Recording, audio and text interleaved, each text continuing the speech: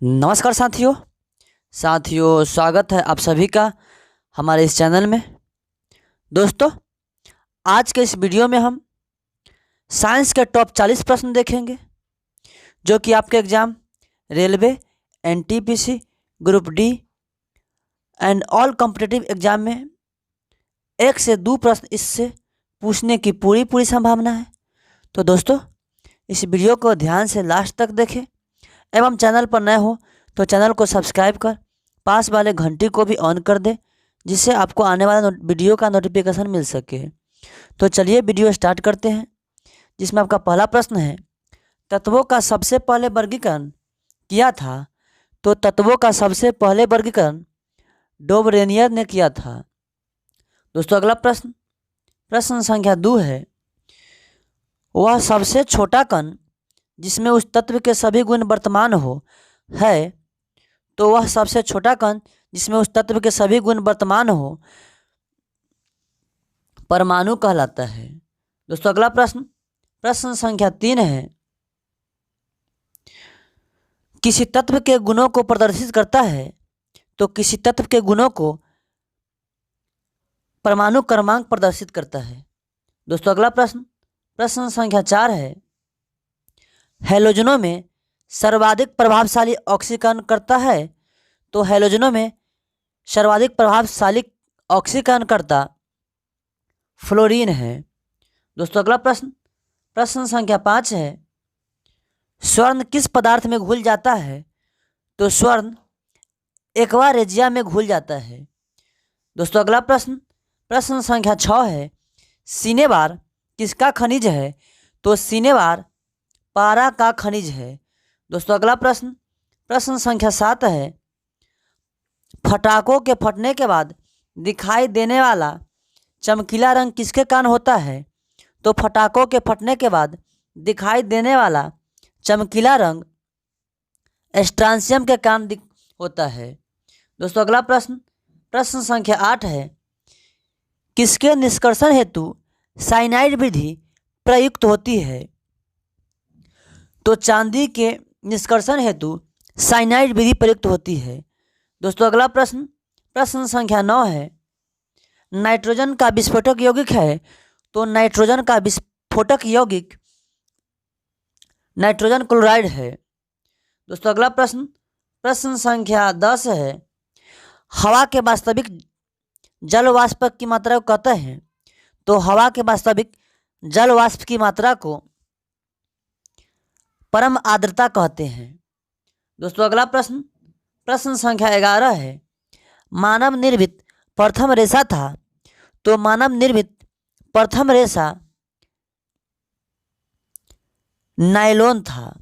दोस्तों, अगला प्रश्न संख्या 12 है, 150 डिग्री सेल्सियस तक गर्म होने पर यूरिया देता है। तो 150 डिग्री सेल्सियस तक गर्म होने पर यूरिया बाइरेट देता है।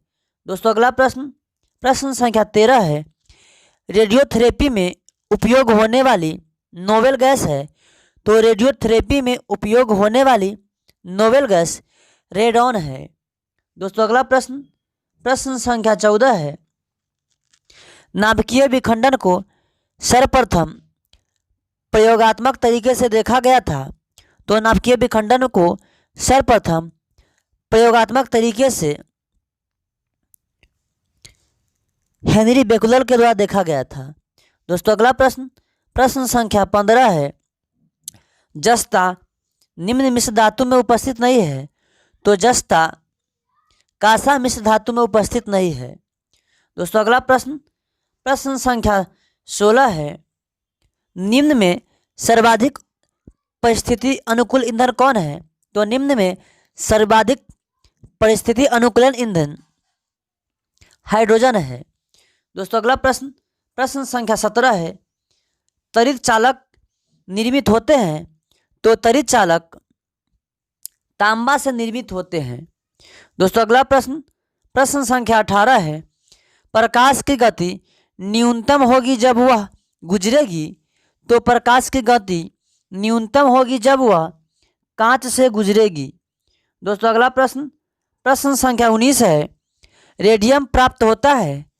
तो रेडियम पिच ब्लेड से प्राप्त होता है। दोस्तों अगला प्रश्न, प्रश्न संख्या 20 है, हेनरी किसकी इकाई है? तो हेनरी प्रेरकत्व की इकाई है।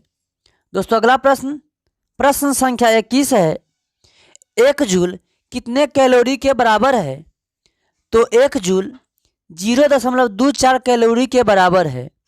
दोस्तों अगला प्रश्न, प्रश्न संख्या 22 है, पानी का अनुभार है? तो पानी का अनुभार 18 AMU है। दोस्तों अगला प्रश्न, प्रश्न संख्या 23 है, MKS पद्धति में बल की इकाई क्या है?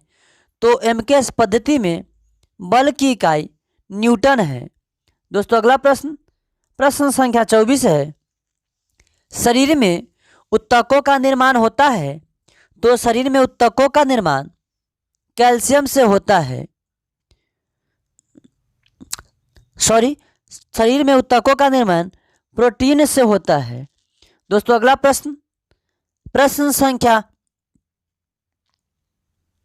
25 है, कांच है एक प्रकार का? तो कांच एक प्रकार का अतिशीतित द्रव है। दोस्तों अगला प्रश्न, प्रश्न संख्या 26 है, इंटीग्रेटेड सर्किट चिप पर किसकी परत होती है? तो इंटीग्रेटेड सर्किट चिप पर सिलिकॉन की परत होती है। दोस्तों अगला प्रश्न, प्रश्न संख्या 27 है, चुंबकीय डिस्क पर किस पदार्थ की परत होती है? तो चुंबकीय डिस्क पर आयरन ऑक्साइड की परत होती है। दोस्तों अगला प्रश्न, प्रश्न संख्या 28 है, पीयूष ग्रंथि स्थित होता है? तो पीयूष ग्रंथि सिर में उपस्थित होता है। दोस्तों अगला प्रश्न, प्रश्न संख्या 29 है, विटामिन ई की कमी से होता है?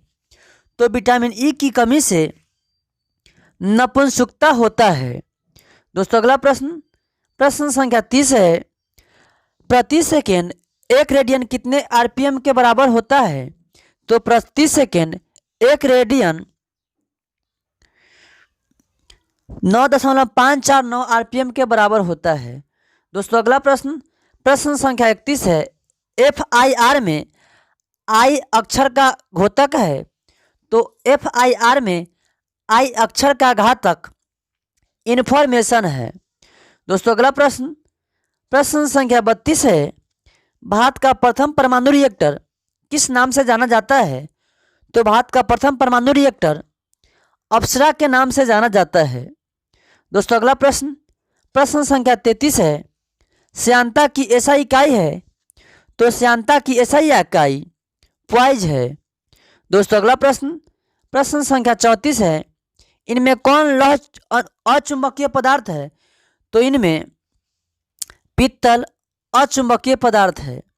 दोस्तों अगला प्रश्न, प्रश्न संख्या 35 है, विकास का प्रारंभिक बल है?